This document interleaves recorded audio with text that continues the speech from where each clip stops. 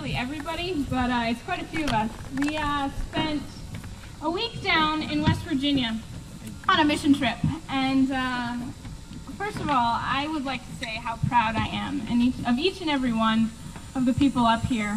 They were fantastic. The stuff we did was a little crazy.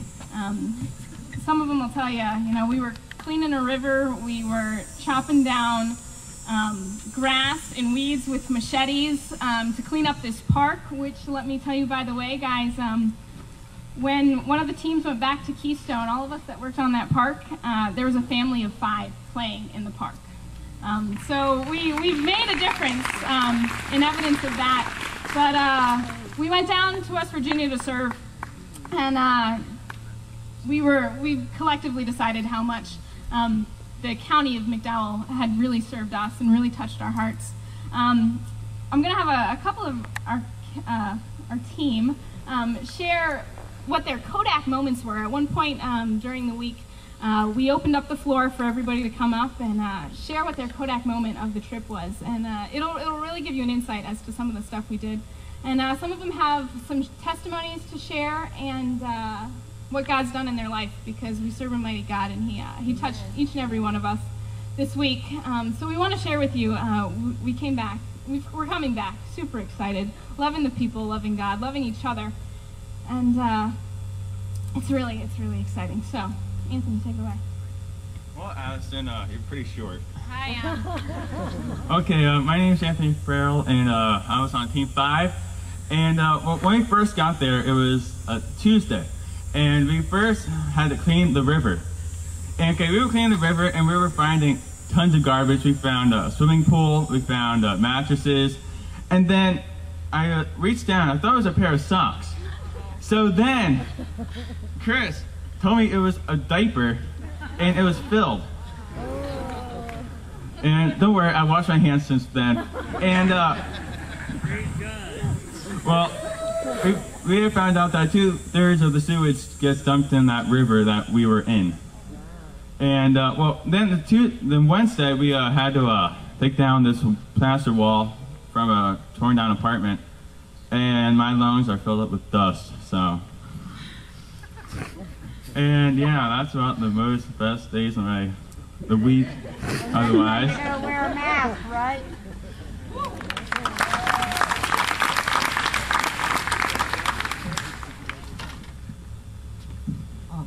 You adjust this.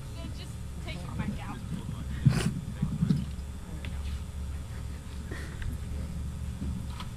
And I'm Chris Price. And I'm just gonna share my testimony. For the first 3 years of my life, I lived with my mom in the apartments of Norwich. The living conditions were bad. The place was dirty and had roaches. I wasn't fed right all the time, but yet my mom loved and cared for me the best she could. And DCF saw the conditions me and my mom were living in. That's when they asked for more family if they wanted to take us in. Then the Morphs, as I know them today, picked up my mom and me to live with them. For my mom, it was a new beginning. Twice a week, DCF came to the Morphs' house to pick me up and bring me to see my dad because my parents were divorced. As time went by, I grew older and wanted to see my dad less and less. It wasn't because my dad... Oh, sorry. Thank you, Ed. Well, that's your word. Where was I again?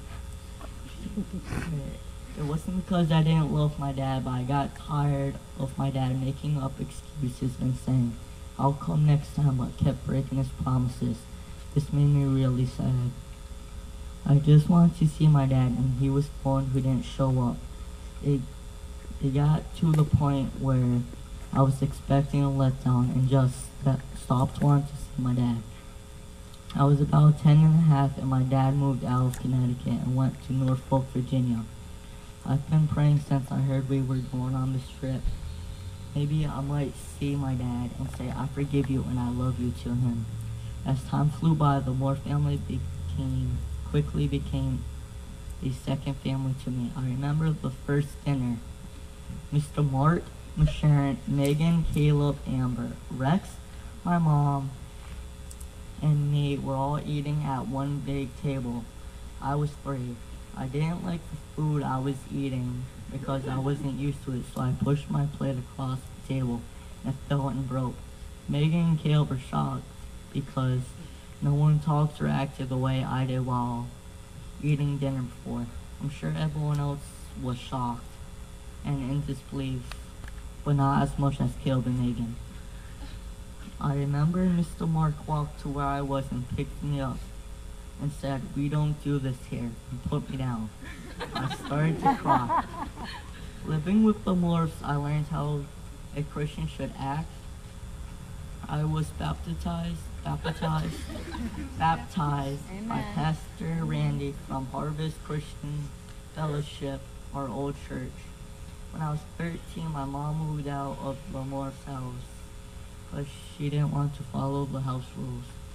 I feel one lesson God taught me are lying and stealing get you nowhere in life. Another lesson I feel God has given me is if you truly love somebody, you have to let them go in a way. Because of the Morph family and their love for me, I became a Christian and learned how to walk with God. I'm very thankful I'm in the same foster home for almost 12 years now. Since we lived together for a long time, a bond grew and we are willing to stand up for each other and cover for each other when needed. Kinda like Caleb and me in the firecracker in the sink. Sometimes I ask myself, why wasn't I adopted? Also, why did the Moore family take my mom and me in when they already had 6 people living with them already? Well, I'm glad they took me and my mom in. Where would I be if they didn't? I just don't know. Coming to live with the Moore family is the biggest miracle that happened to my life so far as I know it today. I just want to say thank you to the Moores for loving and caring for me as much as they did. In ways they treat me as their own child, as though I love you all. Amen.